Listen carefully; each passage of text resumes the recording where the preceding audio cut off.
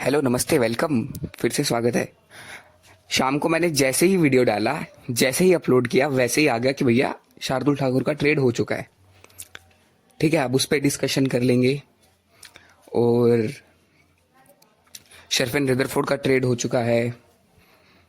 ठीक है, और इसका मतलब क्या कंक्लूजन है, टीम की रिलीज प्लेयर्स की लिस्ट में इसका क्या इफेक्ट होगा, सब चीजें डिस्कस करते हैं।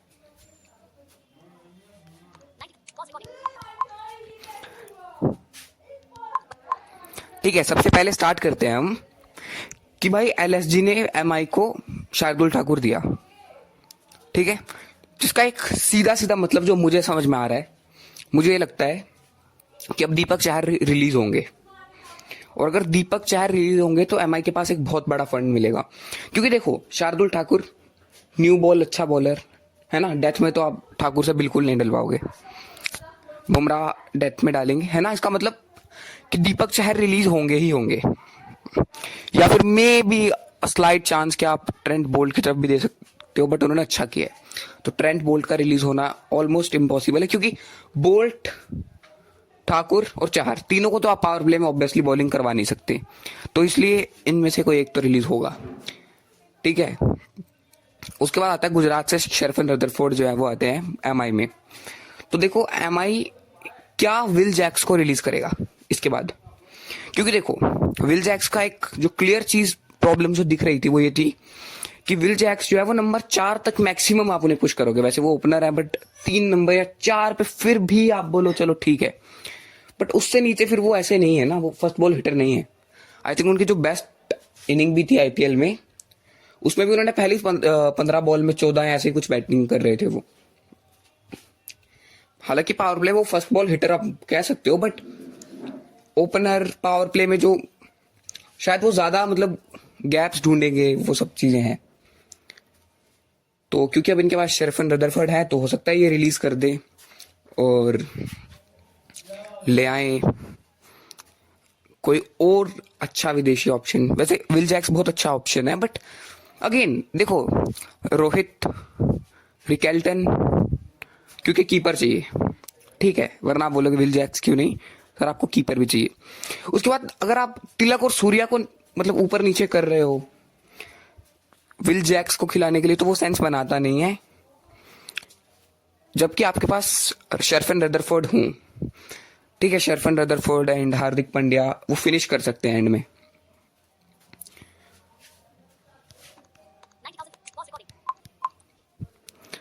और बाकी मैं अर्जुन तेंदुलकर के ट्रेड की बात तो कर ही रहा था।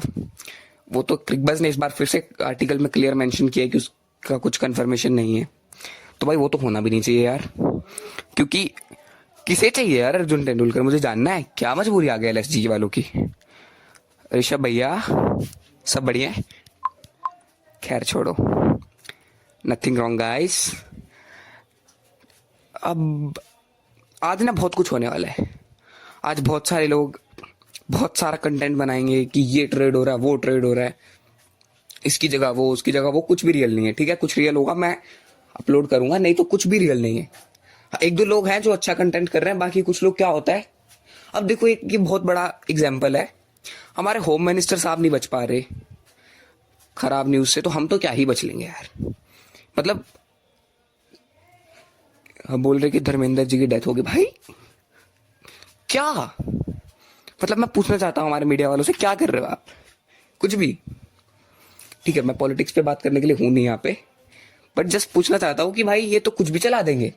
और प्लेयर ट्रेड होना तो बहुत छोटी बात है, उसे आके कौन वेरीफाई करेगा कि भाई मैं ट्रेड नहीं हो रहा, क्योंकि प्लेयर खुद तो वीडियोस देख नहीं रहा।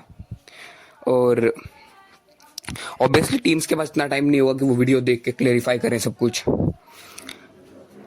तो अभी कुछ ट्रेड्स हैं जिन पे बात चल रही है, क्रिकबज़ या जिन्होंने अच्छे ईएसपीएन जिन्होंने अच्छे सोर्सेज ने रिपोर्ट किया, मैं उनकी बात कर रहा हूँ। ठीक है, वरना आप एक दो मैं नाम नहीं लूंगा, यूट्यूब पे आप सर्च करो Virat Kohli has been traded, आपको 50 वीडियो मिल जाएंगी सर कि विराट कोहली भी ट्रेड हो गए।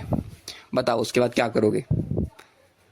ठीक है, बाकी एमएस धोनी खेल रहा है, अच्छी न्यूज है सीएस के फैंस के लिए, और आखिरी बार खेल रहे हैं, ये चीज भी क्लियर है अब।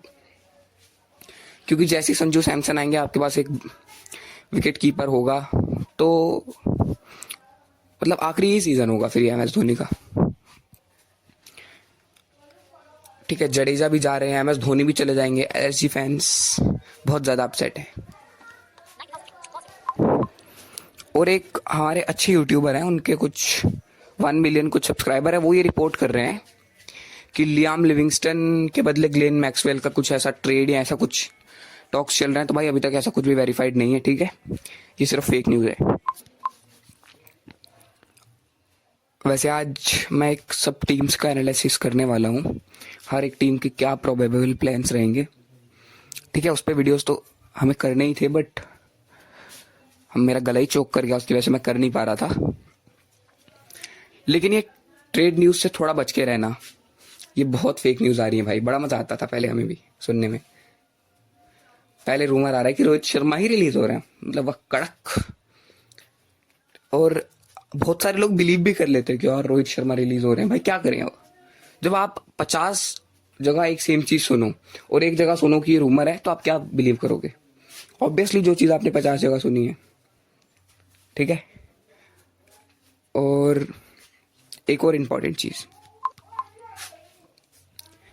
आज टेस्ट मैच स्टार्ट हो रहा है, तो उसका रिव्यू भी हम करेंगे शाम को।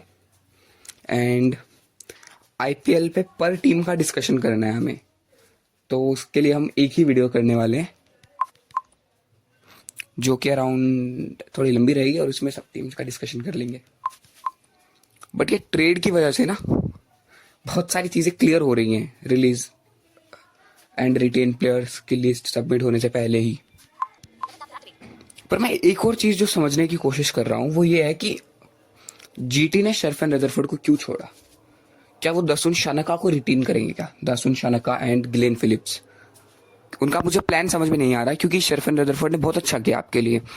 हाँ, मतलब 1-2 मैच वो अच्छा फिनिश नहीं कर पाए थे, वाइड यॉर्कर की उनकी प्रॉब्लम थी, बट ओवरऑल उन्होंने आपके लिए बहुत अच्छा ही किया था। तो मे भी शायद वो किसी और बड़े नाम को टारगेट कर रहे हैं। तो चलो अभी के लिए इतना ही। अभी मैं जैसे ही वीडियो अपलोड करूंगा, पता चले कुछ और ट्रेड हो जाए, फिर इस वीडियो की भी वैल्यू ना रहे। कल मेरे साथ बहुत तगड़ा प्रैंक हुआ। बेसिकली मैंने वीडियो डाली, एडिट की, जैसे ही अपलोड की, एज आई अपलोडेड क्रिकबज़ से नोटिफिकेशन आया ट्रेड। चलो okay, thank you so much for watching.